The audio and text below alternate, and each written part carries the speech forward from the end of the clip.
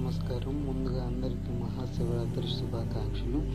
మహాశివరాత్రి సందర్భంగా ఈరోజైతే నేను గురుజాలలోని దైదా అమరలింగేశ్వర స్వామి గుడికి అయితే వచ్చేసాం.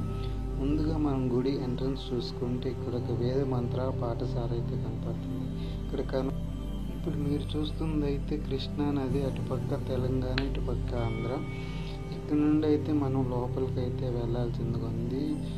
ఇది చాలా పెద్ద క్యూ లైన్లో ఉంది. మనం ముందుగా అయితే మనకి నందీశ్వరుడు దర్శనం ఇస్తున్నాడు. దీన్ని చూసుకుంటూ మనం చిన్నగా అయితే లోపలికి వెళ్ళాలా.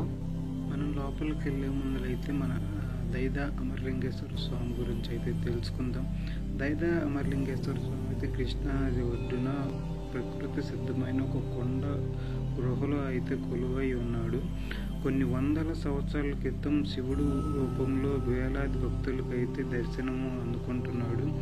ఇది ప్రతి శివరాత్రి రోజు అధిక సంఖ్యలో విచ్చేసి స్వామివారిని దర్శించుకుంటారు.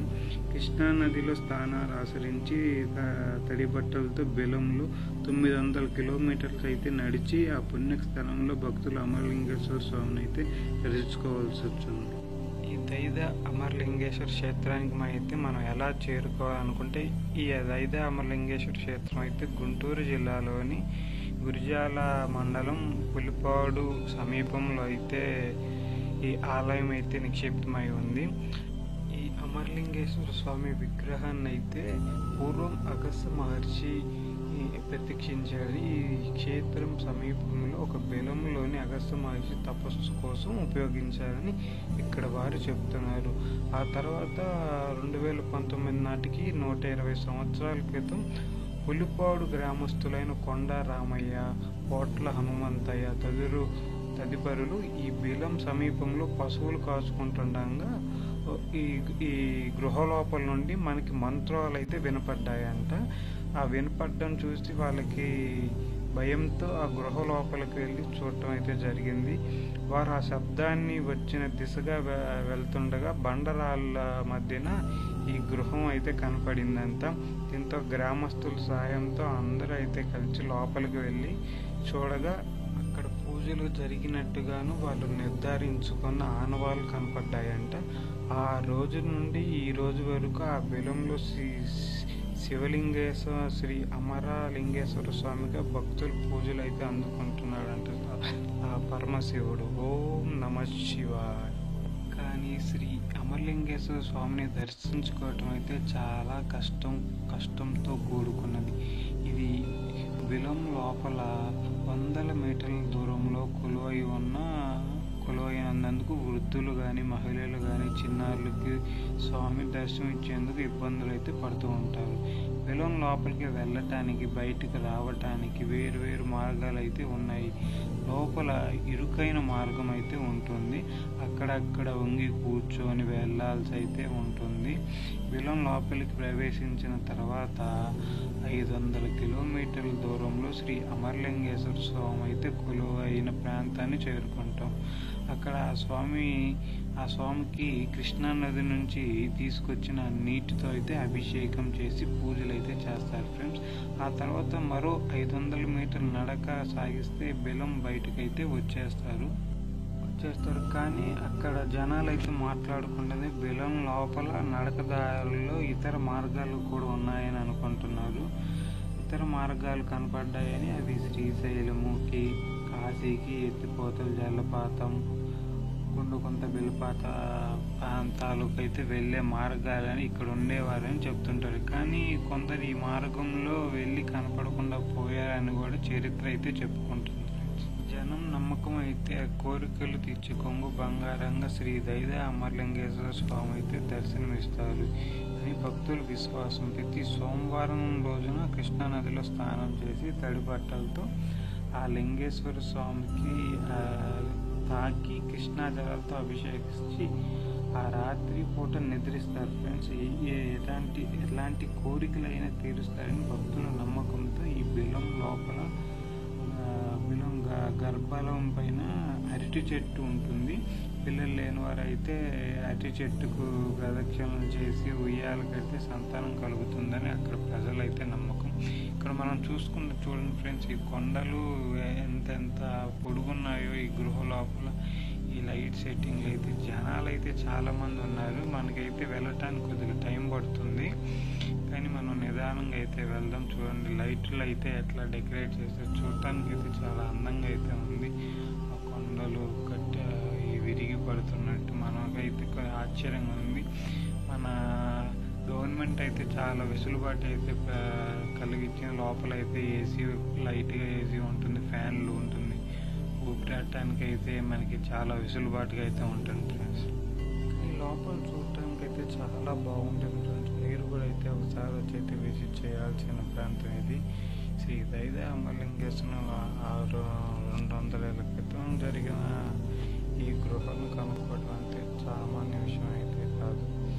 ఆ కనుక్కున్న వారికి అయితే మనం చేతి దండం పెట్టాల్సింది. చాలా పురాతనమైన గృహలో శివుడు వెలిసవటం అంటే చాలా చిన్న విషయం అయితే కాదు. ఇక్కడైతే చాలామందిని కనుక్కున్నాను, వాళ్ళ కోరిక అయితే తీర్చుకున్నారు. ఇక్కడికైతే అయ్యప్ప స్వామి భక్తులు శివమాల వేసుకొని, ఆంజనేయ స్వామి భక్తులు అయితే వస్తారు. ఇక్కడైతే చూడండి ఫ్రెండ్స్, కొండ అయితే ఎంత గ్యాప్ ఉన్నా ఎంత నీట్గా ఉంది, ఎంత చక్కగా. మనకైతే కళ్ళు అబ్బురు పరిచేలా ఉంటాయి. దారిని అయితే మనకి స్వామి పటాలు, షిరిడి సాయి అయితే మనకి దర్శనం అయితే ఇస్తూ ఉంటారు ఫ్రెండ్స్.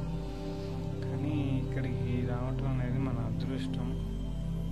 క్యూ అయితే ఈరోజు అయితే చాలా పొడుగా అయితే ఉంది, కానీ మనకి లోపల ఏసీ ఉన్నాయి, ఫ్యాన్స్ ఉన్నాయి, వాటర్ ఫెసిలిటీస్ అయితే అంత బాగుంది. పైకి అయితే చూడండి ఎంత గృహలా అయితే ఉందో, పైన గబ్బిలాలు ఉన్నట్టున్నాయి, ఎర్రటి లైట్లు పెట్టి ఫోకస్లు బాగా పెట్టారు.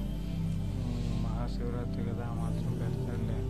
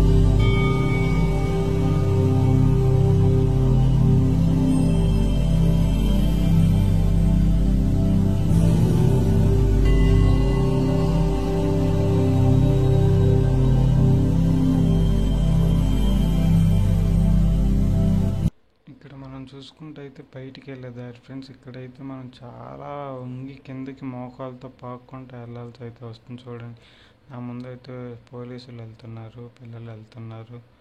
చాలా కిందకి ఎంత ఇసుకలో నేనైతే మాత్రం కెమెరాతో పాటు కింద కాళ్ళు ఉంచుకొని నడుచుకుంటూ అయితే వంగి మరీ వెళ్ళాల్సి వచ్చింది. నీళ్ళుగా అంతా ఈ గృహలో నీళ్ళు కారుతా అంత బాగుంది. ఇటు నుండి అయితే బయటికి వెళ్ళే దారి అయితే ఇది ఫ్రెండ్స్. ఇటు నుండి అయితే మనం వచ్చే దారి అయితే ఉంది ఒకటి, వెళ్ళే దారి అయితే ఉంది. ఇటు నుండి అయితే మనం బయటికి వెళ్ళాల్సి ఉంది. చూడండి గృహ లోపల ఎంత చీకటిగా అంతా ఉందో. ఈ వీడియోలో అయితే ఇదైతే ఫ్రెండ్స్, ఈ వీడియో కానీ మీకు నచ్చినట్టయితే లైక్ చేయండి, షేర్ చేయండి, సబ్స్క్రైబ్ చేయండి. ఇలాంటి మంచి వీడియోల కోసం అయితే నా యూట్యూబ్ ఛానల్ని అయితే సబ్స్క్రైబ్ చేసుకోవాల్సింది. Thank you, bye bye, see you in next video.